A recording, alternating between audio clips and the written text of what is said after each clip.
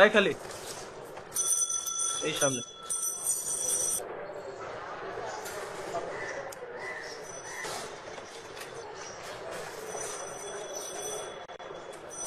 দোস্ত এখানে আজকে কেউ নাই? না রে, আজকে আমরা দুজনই। ও আচ্ছা।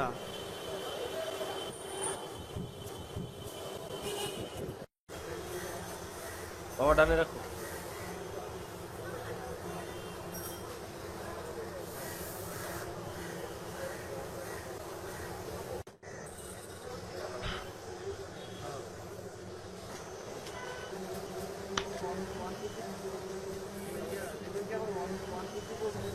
ফাইনাল কিন্তু হয়ে গেছে। আচ্ছা ঠিক আছে, তাহলে তুই একদিন টাইম করে ওদের সবাইরে বল আসতে, ঠিক আছে?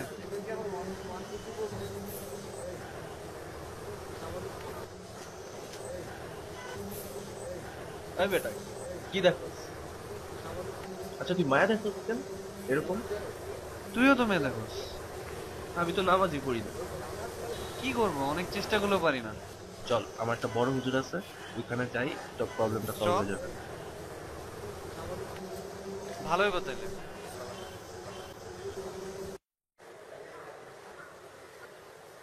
আসসালামু আলাইকুম হুজুর।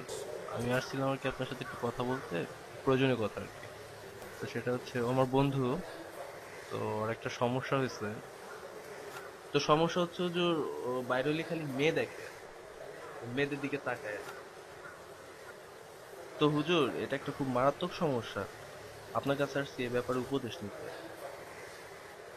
তোমার আমি 1 গ্লাস দুধ দিতেছি, দুধটা নিয়ে তুমি 32 নম্বর বাড়ির দারোয়ানদারে দিয়ে আইবা, রাস্তায় জানি 1 ফোঁটাও দুধ না পড়ে, ঠিক আছে? রাস্তায় দুধ পড়লে ওরা সবার সামনে তোমার পিটাইবো। তুমি 1 গ্লাস দুধ নিয়ে আসো তো।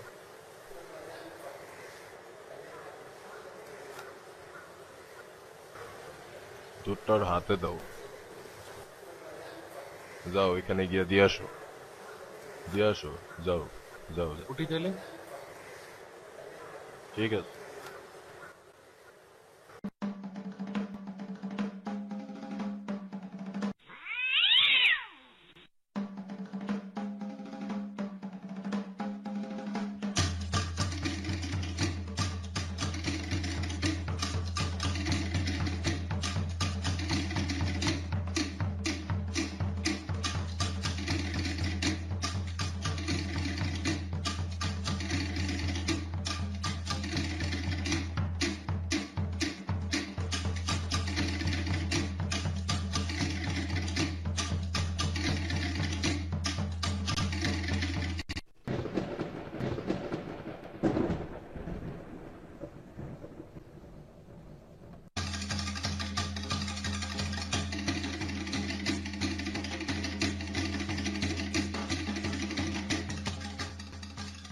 দিয়ে আসছি হুজুর। ঠিক আছে।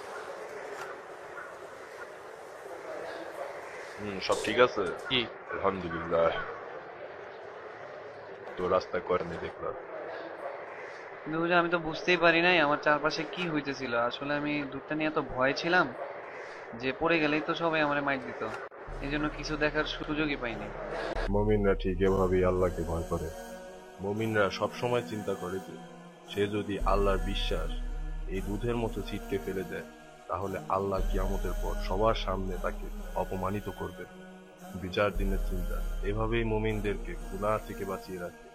الصبح بدا من طلعته والليل دجى